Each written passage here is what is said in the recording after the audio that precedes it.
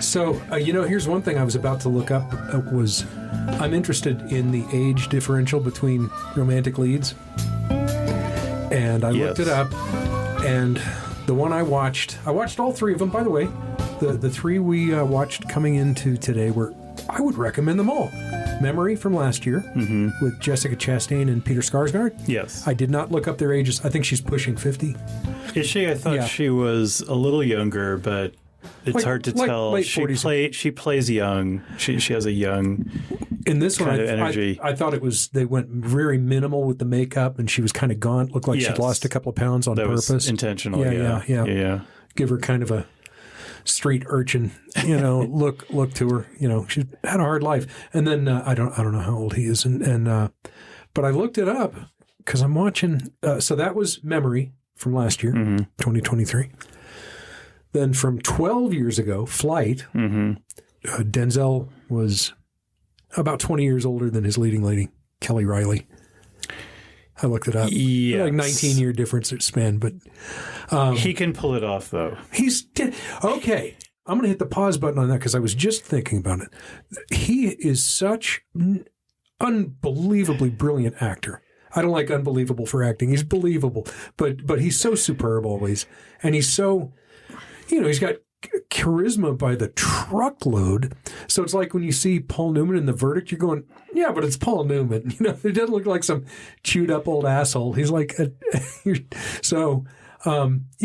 can't really get around that when you've got like one of the top 10 coolest guys on planet Earth, greatest actors.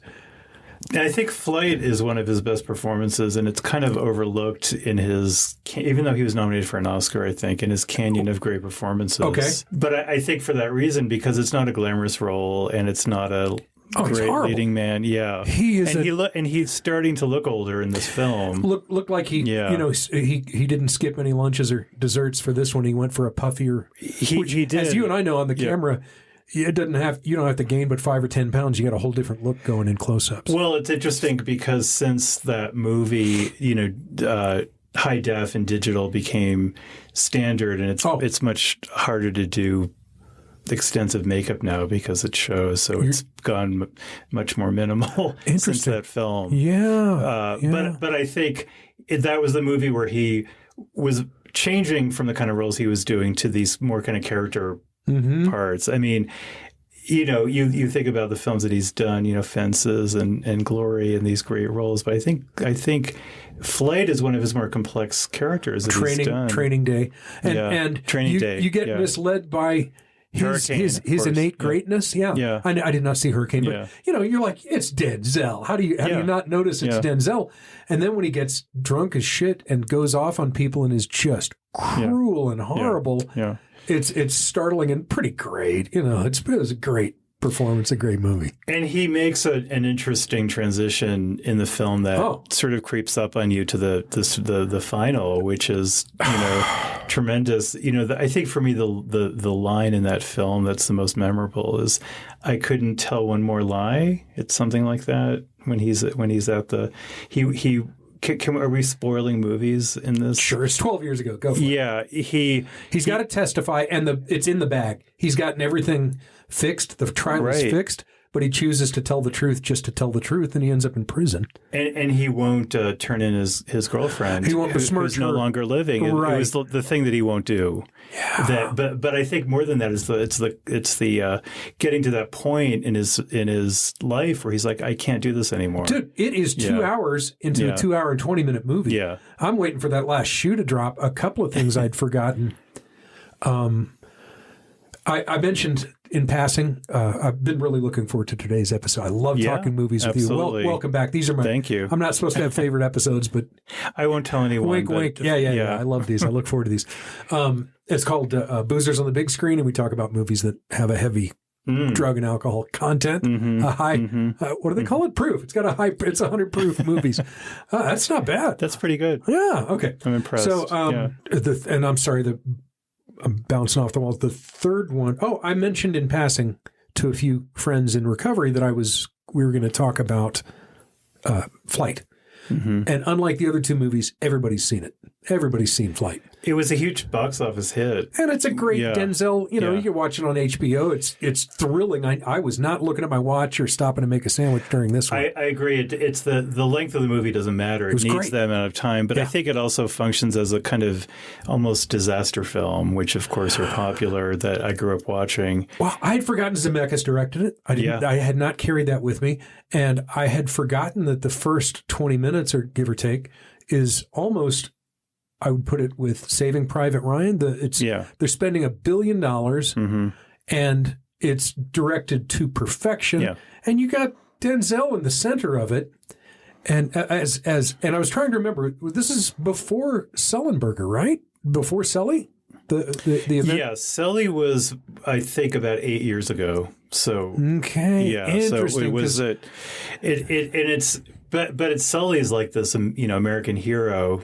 Denzel's character, not so much. Well, at first he's kind of getting that treatment, like he's kind of getting the Sully treatment for a while. And I'll go ahead and mention it. The third one is from 38 years ago, and I had never seen it. I'm so glad I watched it. A Sidney Lumet film called The Morning After with Jane Fonda and Jeff Bridges. And by the way, they were 15 years apart in the other direction. He was like, she's like pushing 50, and he was like mid-30s. That's interesting because when you look at them now, he actually looks younger.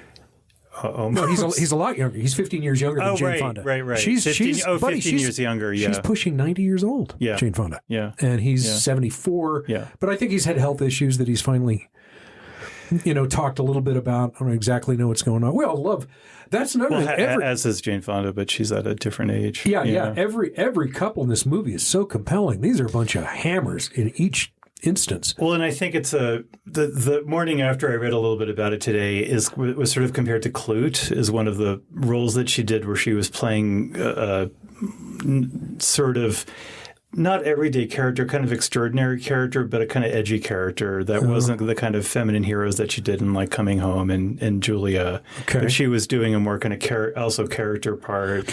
And we got to talk about Hollywood since we're into the Jane Fonda section of this, which I'm happy that we're in that section. 86 movie. Yeah.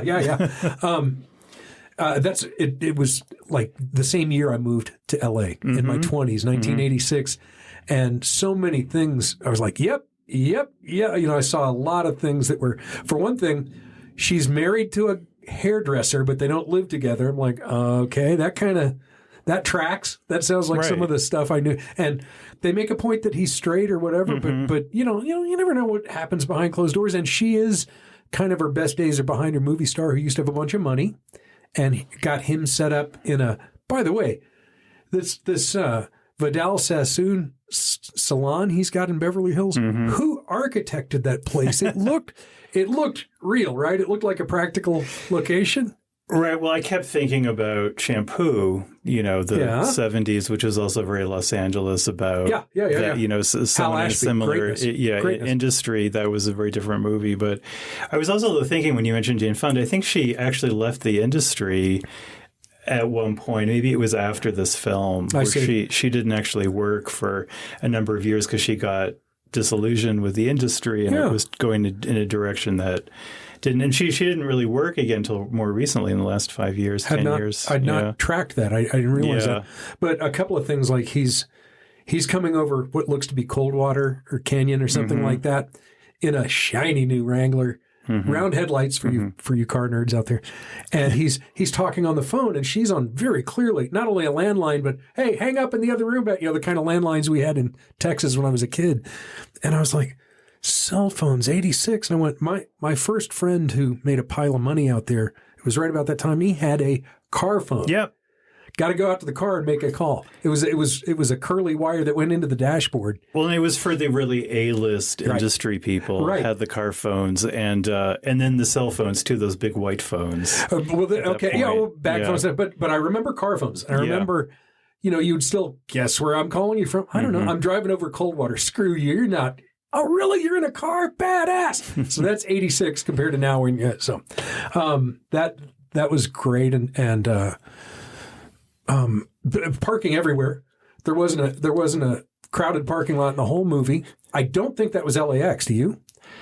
I've been to LAX 1 billion times. It just didn't look like LAX. Yeah, I've only been to LAX a few times in my life, and it's been a long time, so I really... maybe it was isn't there a... it wasn't Burbank. Wasn't Burbank. I'm flying into there in a couple of weeks, but I think they went elsewhere for whatever reason. Not in California. Because you always... Or not at LAX, but they always manage to work that Jetson deal into the background when you're at LAX to plant where you are. But, very practical LA locations. But yeah, this red and gold linoleum 3-story beauty salon that Raul Julia is running would embarrass Elvis on his, in his Las Vegas period. It was the most gaudy thing I have ever seen. It was wild. In films, you always have to exaggerate for dramatic effects. So there probably, though, were salons. This was the 80s, right? Yeah, so, 86 this movie came out, yeah. Yeah, you have to think about the style of that period of time, so it's very likely there was a salon like that. But of course, if it's an ordinary looking, it doesn't work. It doesn't have the same dramatic effect. So pumping up the style. And his new lady love, who was the Pee Wee Herman's girlfriend in the Tim Burton movie. She's the French girl who wants to fly to France, and the same year, 86. That's when Pee Wee's. Love that movie.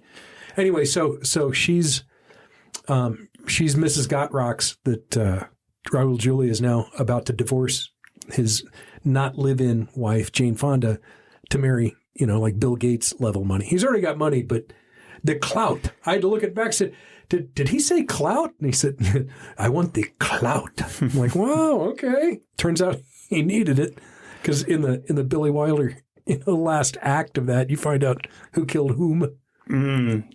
Well, I was thinking about The Morning After more in terms of the issue about blackouts and about, it's a plot device. It's a plot device, and it comes up in the other film, Memory, that we're going to hopefully have time to talk about, which is also about the issue about, alcoholism and about dementia and about trauma. Right. We'll button this. I'm sorry, I'm hogging it all. I'm hot off of all three of these movies. They were great recommendations, bro. Well done, you. Yeah. So what happens, and you can see this in the trailer, she wakes up like with the horse's head in Godfather at the beginning, hammered from the night before with some dead dude. Turns out he's about a half-ass LA celebrity. Oh, boy, was that on the nose. I thought, are they really doing that? Good Morning LA with this guy is on in the room. So there's an interview, just out of coincidence. The guy that she's in bed with is being interviewed on Good Day LA on tape. And he's there, chop the pieces next to her, and her blackout sets everything in motion. I don't think I killed him, but I don't remember shit. And that's first act. And you kind of know as an audience member, she probably didn't kill him. But it is a good plot device, and it's one that's been used before. What did I do last night? And it could be a murder, it could be anything. But and for people that have had blackouts, that is a real fear. Yeah, and then you refer to the mental blank spots in Memory, the Jessica Chastain 2023 movie. Yeah, she is she's in recovery. The movie begins and ends, I think, in an AA meeting. Yes, it does. And her boyfriend, for lack of just to shortcut it, he's got early onset dementia. Yes, which isn't common, but does happen. But as I was saying before, there are these different levels of blackout in the film. There's, her drinking history, which you see in flashbacks and gets talked about by the other characters in the film. There's her partner's memory loss, and then there's the blackout, the not wanting to acknowledge a part of the family history that's traumatic, this family secret. Oh, that, right. The mother, that Jessica Chastain's mother, refuses to acknowledge. Oh, your dad never did that. You're always imagining that. Right. It's something you hear a lot. The living nightmare of child abuse. Exactly, and the denial, but that's also a kind of, black part of your past that you're not willing to look at. And, Jessica Chastain's character has these levels of trauma in her past that she's had to live with and deal with. her alcoholism was probably a part of that. But and they set up, when she first meets cute. It's an odd meet cute. I know you with mean. Peter Skarsgård. She comes to find out why is he like he is. They just spell it out. They say he's got dementia, and I think his teenage daughter actually says, "Look, he remembers high school pretty great. What he had for breakfast this morning, not so much." And I'm not familiar with that. I've never known anybody with that deal. Yeah, you could remember. I mean, what happens, like this happened to my mom. She was in her 80s when she started to lose her memory, but she would remember details from her childhood but forget what she had just told you a minute ago. So your past becomes vivid, and then your recent memory just fades away. Okay, but did she remember having dinner at the White House with Harry Truman? I mean, was it? I don't was believe it all she had that happen to her. Yes. Yeah, it depends. I think there's an emotional memory that is what causes the memory to stick for decades. There's some attachment that you have to that memory that you might not to something more significant in your life that might be impressive. By the way, I was making the point of impossible. Does she remember events that happened in Antarctica before she was born? Inventing things that suddenly become the reality. Because I've heard of that. It's hard to know because that's true with any of us. Like what we remember, we sometimes exaggerate in our history. Boy, is that ever true? Yeah, that's why when you're writing, if you're writing your memoir, it's not necessarily exactly how things happen, but it's what your emotional memory is of it. That you remember. And when I won on Jeopardy when I was 26. Did you really? I did. And so that song is true for you. I did. Isn't there I lost on Jeopardy. Song? But he had Art Fleming. I was a child when that was on. But I make that point because it was the icebreaker at a million parties out there. This is my buddy Sherm. He won on Jeopardy. People are still excited by that fact. I'm excited. Okay. Right now. Well, the thing is, since I've had to tell that story 1,500 times, what I've learned about memory is that when one remembers a significant story like that and retells it again and again, it's a physical. Cells are being piled on top of each other inside your brain. You're strengthening. You're strengthening a piece of gray matter that now is the version more or less true than the version I could have told you 30 years ago. I don't know. Who can say? But it certainly becomes the version I'm sticking with, and I would pass a lie detector test, as they say. If you don't know you're lying, it's not lying. Well, yeah, we can completely invent things particularly as we get older that maybe didn't happen at all, but it happened. We believe it happened. That's the important thing. From a recovery standpoint, the old Joe and Charlie tapes. I'm so old I remember tapes, like cassette tapes from the. I still have my cassette tapes. Have you? Yeah, no, sure. I'm full streaming. So they say that addicts and alcoholics have a instant replay machine like sports, but every time you replay it, your part gets bigger and my part gets smaller, and you're more guilty and I'm less guilty. Every time I go, that son of a bitch backed into my car and never really paid me right for it. And, by the 100th time I've told the story, it's almost first degree murder, and I didn't do anything to cause it. Well, it becomes complicated if you're having to testify in a trial and your memory of what something isn't exactly what happened. Right. Well, I thought it happened. I thought, which to me and probably to you, the screenplay in Flight is masterful. Yeah. And when he finally, you know what I was going to say? I told people, friends here that we were talking about Flight. Every one of them referenced the minibar. Yes. Well, so when I saw the film again recently, I saw it when it came out. And, Me too. Exactly. The minibar is the one thing I remembered most. 100%. It's getting into that room that was supposed to be locked. Okay. Having spent 1,000 nights in hotels, somehow in my memory of Flight that I saw 12 years ago, I thought it was sort of a dream fugue state or something. It feels like it is. Lined up with, but in actual fact, on this watch, it just seemed like one of those things where some maid got in a hurry and didn't close the double door. Didn't close it correctly. Didn't lock it correctly. Several times staying in hotels, I've opened that little door to see what it is. I'm like, shit, I don't need it, but I got 2 hotel rooms tonight. Well, in this case, he was being sequestered, and his mini bar was peanuts and Diet Coke, and the one next door was, oh my God, some LA production designer was told, spend $10,000 making the most tempting mini bar. Well, and realistically, would they have had that much in the mini bar? But what's interesting about that scene is he goes full out. I mean, he's a mess the next morning, and he still could have gotten away with it despite that. Well, they did a thing I had not remembered. I remembered John Goodman, who is very publicly clean and sober. I didn't know. I didn't know that. I would never do that to a guy ever. But he talks about it in interviews all the time. He talks about it in terms of when he was on Broadway and had that fear of not remembering his lines. Yeah, his drinking escalated. He finally got to the point where he had to give everything up. I thought you were going to say he had an earpiece and someone was feeding lines into it or something. It turned into he self-medicated and it got out of hand. Anyway, I'm not trying to go there. I'm just saying, if you Google, does John Goodman drink? You'll see long interviews where he says, no, I do not, and here's why. And so in this movie, he's the world's funniest, like a Coen Brothers character, drug dealer. And I only remembered that he was a ball of fire who knew everything about drugs. I had forgotten that the fixers, the trial fixers, Don Cheadle and Bruce Greenwood, use him to come to the morning of. He's found to wake him up. He's found virtually dead in his bathroom from the bender the night before. Yeah.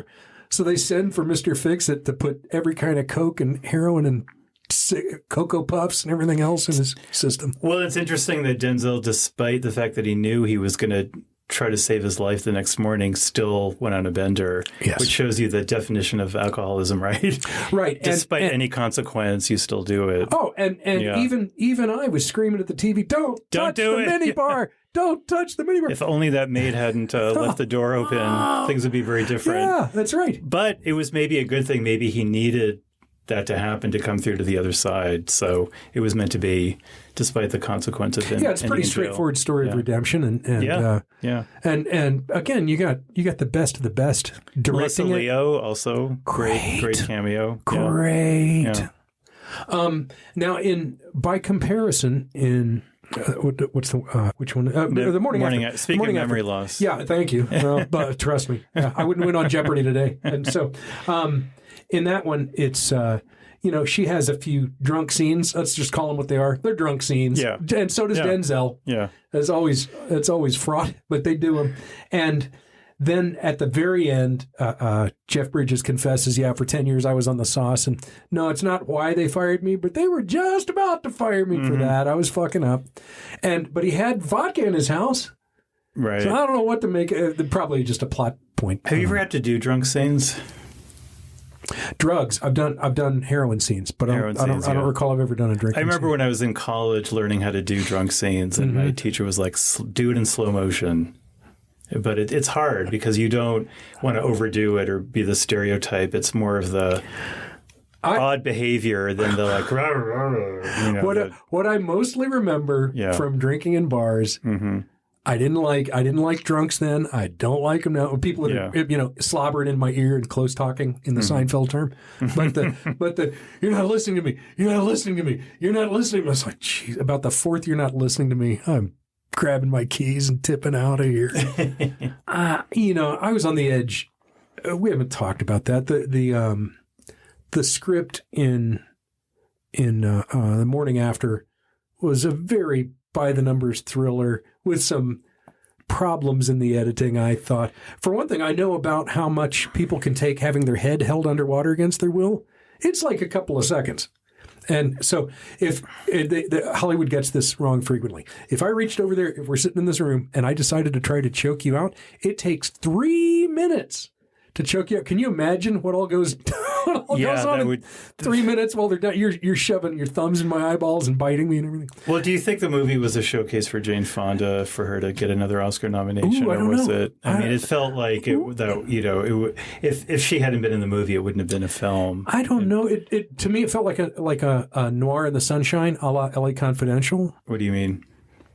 It just seemed like a film noir with a. It's not quite dark enough for. I mean, it's sort of, but it doesn't have that. Like I say, in the sunshine, it's glorious California sunshine, exactly. but I think it tracked a lot of the tropes, and it was very. Oh, I did think of this. She's in a. She got blonde hair, and they're on the They play it both ways. Maybe it's the wig, maybe it's a dye job. They say that a couple of times in the movie because it's a hair turns up at the crime scene. and I was like, God damn, they went for it with this blonde look. And then at the end, she gets a glorious, beautiful brown dye job. She looks so much better. And that reminded me of what? Of Double Indemnity, where... I haven't seen it in a million years. Barbara Stanwyck has got a real floozy blonde look going. And Billy Wilder said, leave it. Do not fix this. Yes, I know it looks like a cheap, quick bottle job, down on Santa Monica Boulevard. That's what I want. That's who this girl is. And so I thought they made a lot of her hair and what it did to her look. Well, Jane Fonda makes a lot of her hair in her throughout her career. You think about Clute; it was one of the most famous haircuts. She had the David Cassidy shag, didn't she? She did, but she pulled it off despite criticisms about that particular look. But if you think about her today now, she for when she presented the Oscar for Best Film, when Parasite won, she had this short gray haired wig, very unglamorous. It was like obviously a statement she was making, like, this is me as an older woman. Oh, I would say I love her. Jamie Lee Curtis is kind of and she's have this amazing sort of third act, fourth act, whatever. And again, you do not. It is not blowing anybody's anonymity to say she loves Recovery, loves it. Oh, I didn't know that either. Wow, I guess God. I'm not in the know about these things. Oh, buddy, she goes on interviews going, I really love my husband and our kids and my gold statues. You know what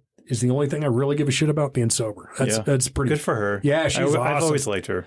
I was in a movie that she was in. I never laid eyes on her. It was.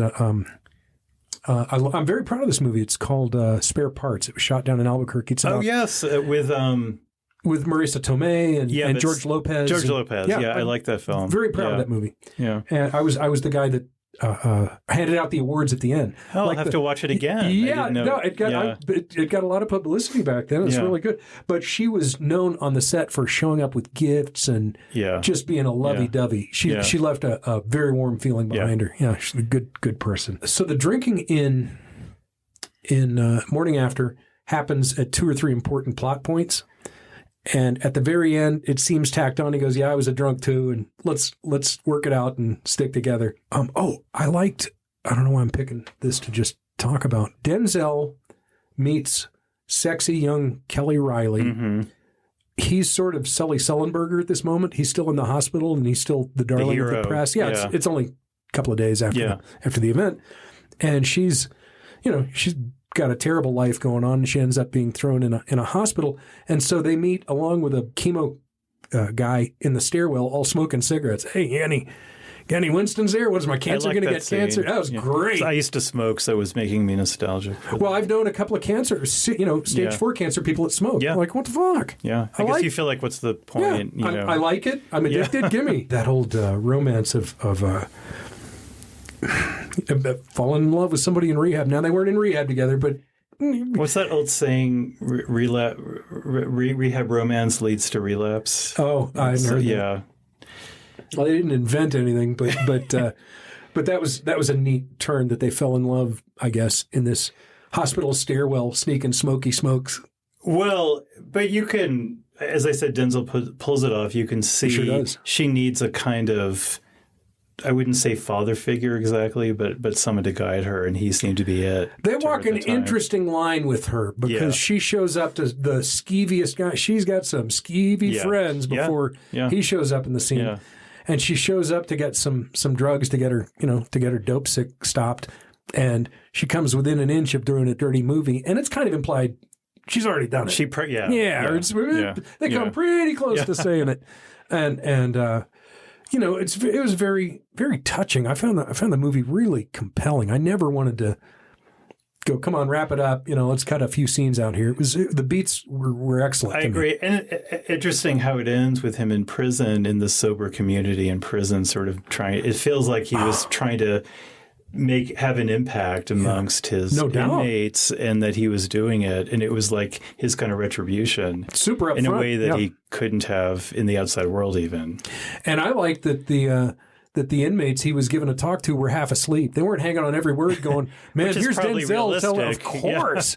These guys all look like, I'm getting my credit for this. Maybe I can get an extra hour in the Yeah, no, that was an interesting detail. Yeah, and then by the way, budget, I would say $1 billion for Flight, and mid budget for the one from the 80s with Raul Juliet, Morning After, and Memory was low budget. I looked it up, and I think it did $300,000 box office, domestically, and disappeared. It's a hard watch, Aaron. It's a hard watch. I saw it on Showtime. I think most people are seeing movies like that on cable. I don't think there's a lot, or cable.